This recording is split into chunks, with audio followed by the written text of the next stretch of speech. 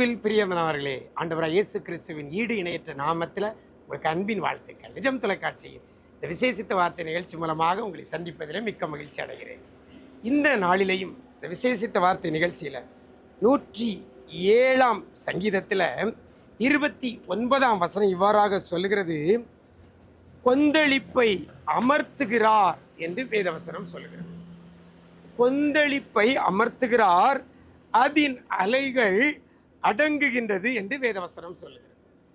கொந்தளிப்பை அமர்த்துகிறவர் நம்முடைய ஆண்டவர். இன்னைக்கு வாழ்க்கையில கொந்தளித்து கொண்டிருக்கிற காரியங்கள் நிறைய இருக்கலாம். நிறைய பேர் சொல்லுவாங்க, என் குடும்பம் ரொம்ப அமைதியாக இருந்துச்சு, என் குடும்பத்தில் நிம்மதியாக இருந்தோம், என் குடும்பம் சந்தோஷமாக இருந்துச்சு, திடீர்னு ஒரு பிரச்சனை அலை போல கொந்தளிக்கிறது என்று சொல்லுகிற அநேகரை நான் பார்த்துருக்கிறேன். நல்ல பொருளாதாரத்தில் நல்லா இருந்தோம், திடீரென்று இந்த பொருளாதார நஷ்டங்கள் கொந்தளித்து அலை போல எழும்பி இன்னைக்கு நாங்கள் தரித்திரத்தில் இருக்கிறோம் என்று சொல்லுகிற பிள்ளைகள் ஏராளம். சரீரத்தில் ஆரோக்கியத்தை இழந்து வியாதி கொந்தளித்து கொண்டிருக்கிறதா? வேத வசனம் சொல்லுகிறது, கொந்தளிப்பை அமர்த்துகிறார் என்று வேத வசனம் சொல்லுகிறது. எனக்கு அருமையான தேவஜனமே, வாழ்க்கையில் எழும்புகிற இந்த கொந்தளிப்பை, வாழ்க்கையில் எழும்புகிற இந்த அலைகளை கர்த்தர் அடக்கப் போகிறார். முதல்ல அந்த வசனம் சொல்கிறது, கொந்தளிப்பை என்ன செய்கிறார்? அவர் அமர்த்துகிறார். கொந்தளிப்பை கர்த்தர் அமர்த்தும் போது அலைகள் அடங்கிவிடும். அலை போல எழும்புகிற பிரச்சனைகள் அடங்க வேண்டுமானால் முதல்ல அலை எழும்புவதற்கு காரணமாக இருக்கிற அந்த கொந்தளிப்பை கர்த்தர் என்ன செய்கிறார்? அமர்த்துகிறார். எனக்கு அருமையான தேவஜனமே, இறைகிற கடலை அலையை கர்த்தர் அதட்டி அதை அமர்த்தினதை நம்முடைய வேதத்தில் வாசிக்கிறோம். உங்கள் வாழ்க்கையிலையும் சரி, உங்கள் தொழிலையும் சரி, நீங்கள் வேலை பார்க்குற இடத்துலையும் சரி, இருக்கக்கூடிய எல்லா கொந்தளிப்புகளையும் கர்த்தர் இந்த நாளில் அமர்த்த போகிறார். விசுவாசிக்கிறீங்களா?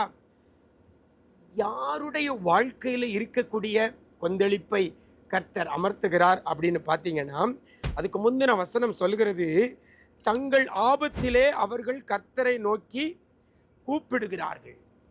யார் கர்த்தரை நோக்கி கூப்பிடுறீங்களோ, ஆபத்துகளுக்கு மத்தியில், கொந்தளிப்புக்கு மத்தியில், அலைகளுக்கு மத்தியில் யார் கர்த்தரை நோக்கி கூப்பிடுகிறீர்களோ, அப்படிப்பட்ட பிள்ளைகளுடைய வாழ்க்கையில் இருக்கக்கூடிய கொந்தளிப்பை கர்த்தர் அமர்த்துகிறார். அலைகள் அமரப்போகிறது.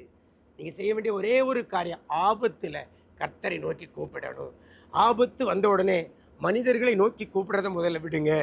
ஆபத்து நாட்களில், ஆபத்து வரும்பொழுது மற்ற பதவியில் இருக்கிறவங்க, அதிகாரத்தில் இருக்கிறவங்கள நோக்கி கூப்பிடுறத முதல்ல விடுங்க. முதல்ல கர்த்தரை நோக்கி கூப்பிடுங்கள். அவர் என்ன செய்வார்? கொந்தளிப்பை அமர்த்துகிறார், அலைகள் அடங்குகிறது. கர்த்தர் அமர்த்தினால் அலைகள் அடங்கும். கர்த்தரை நோக்கி கூப்பிடுங்க, அவர் அமர்த்துவார், அடங்க வேண்டியது உங்கள் வாழ்க்கையில் அடங்கும். அப்படிப்பட்ட கிருபை கர்த்தர் தருவாராக. நாம் ஜெபிக்கலாமா?